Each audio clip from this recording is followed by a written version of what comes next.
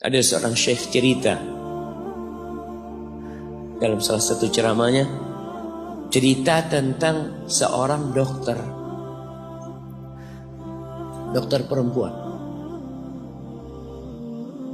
di sana, di Arab sana. Ada seorang anak lelaki bawa ibunya. Kalau ibunya masuk ke dokter ini, subhanallah, ibunya ini gila ya. Anak-anak muda belum nikah, dia bawa ibu. Nanti ibunya tersenyum sendiri, ketawa sendiri. Masuk ke ruang dokter itu, mejanya dokter diputerin sama ibunya. Anaknya minta maaf, ya dok, kata dia, sekali-kali nanti ngeliat di televisi dokter itu ada gambarnya Ka'bah.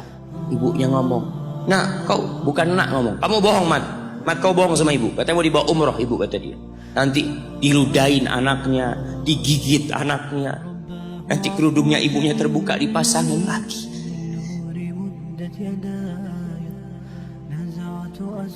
Itu dokter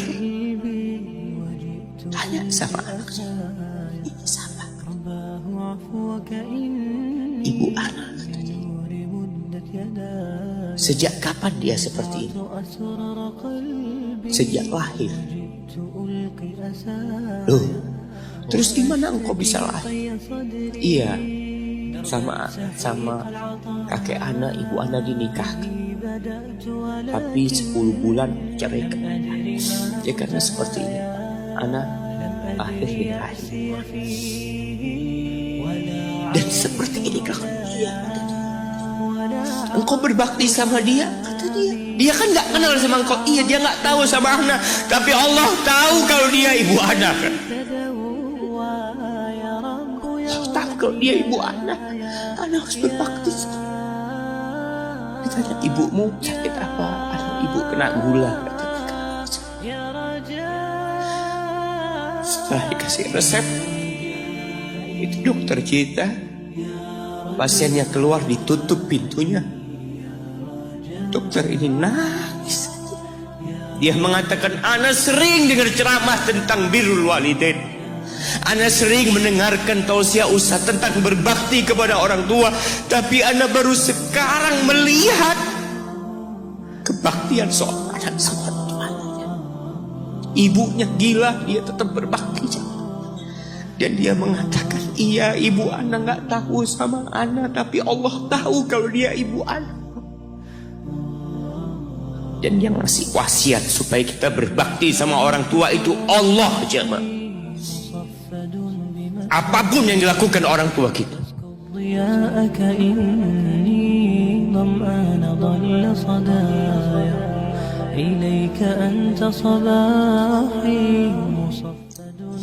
Apalagi ibu.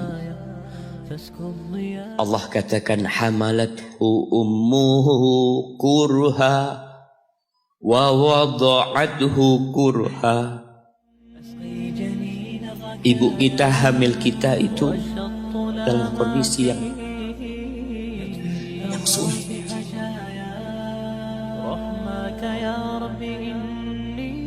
Ada ibu yang harus bed rest demi anaknya lahir. Demi kita lahir, ibu kita itu bed rest.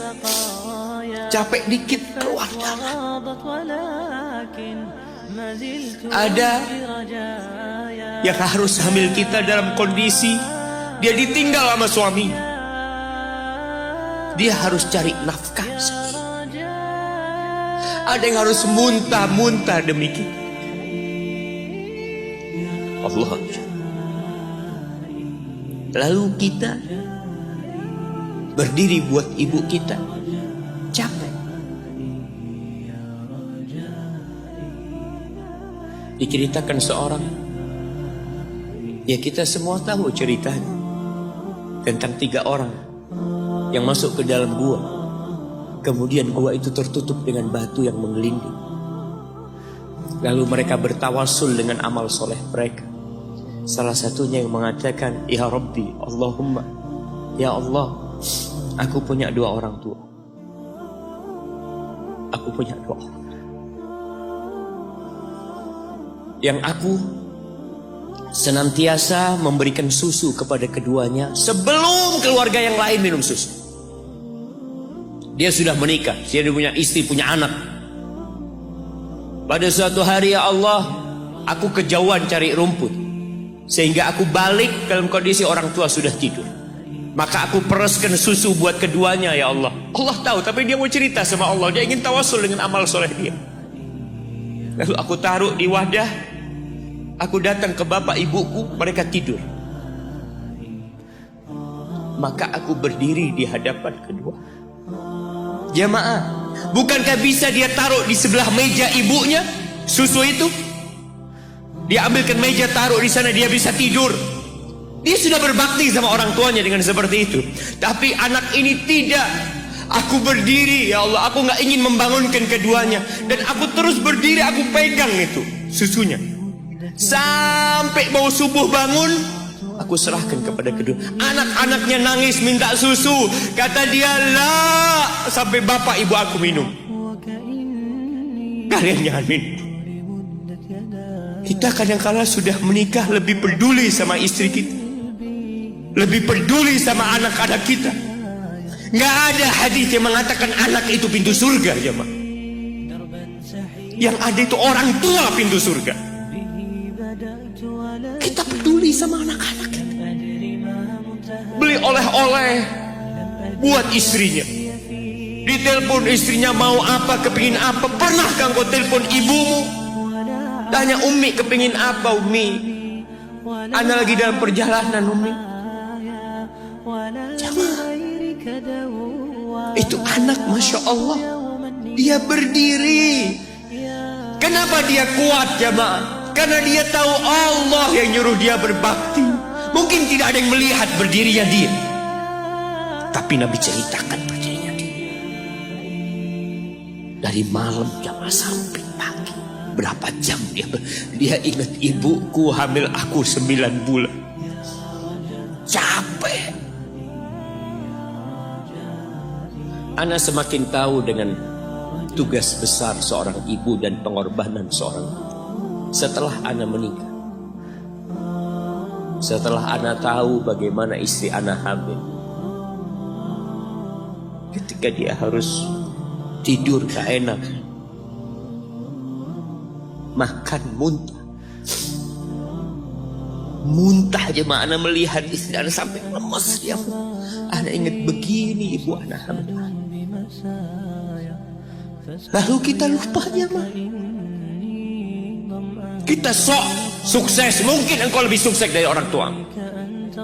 Tapi kalau nggak ada bapak ibu, engkau nggak akan pernah lahir di muka. Allah ceritakan ibunya hamil dia. Wa wada'athu kurha, dan melahirkannya dalam kondisi sulit. Kadangkala perut ibu kita itu disobek demi kita keluar dari perut ibu kita. Antum meninggalkan luka di ibu, itu dijahit. Kalau antum anak ketiga, Allahu Akbar, berapa kali dibelah perut ibu kita, tubuhnya jadi jelek gara-gara kita. Tapi dia nggak peduli, yang penting antum lahir dengan selamat. Kalau ibu kita dikasih pilihan, ini nggak bisa diselamatkan, salah satunya akan meninggal dunia. Kira-kira apa kata ibu antum? Iya, nggak apa-apa dok, selamatkan bayinya dok. Nggak apa-apa dok, biar dia lahir dok. Subhanallah. Berapa banyak ibu yang meninggal dunia ketika dia melahirkan anak. Wa hamluhu wa fisaluhu 30 syahra. Hamilnya dan menyusuinya itu 30 bulan. Artinya bukan ketika antum lahir selesai lelahnya ibu kita. Memang ketika antum lahir dengan selamat, Allahu Akbar, ibu itu lupa dengan rasa sakit dia 9 bulan. Ibu itu lupa dengan jeritan dia mengeluarkan kita ketika kesakitan. Itu lupa. Dia tersenyum, dia bawa anaknya, ditaruh di dadanya. Allahu Akbar. Kalaupun ada air mata yang menetes, Itu air mata kebahagiaan orang tua dengan hadirnya kita di muka bumi ini. Lalu kita bisa berjalan. Kita nggak bisa apa-apa lahir. Allah rekam kebaikan ibu kita.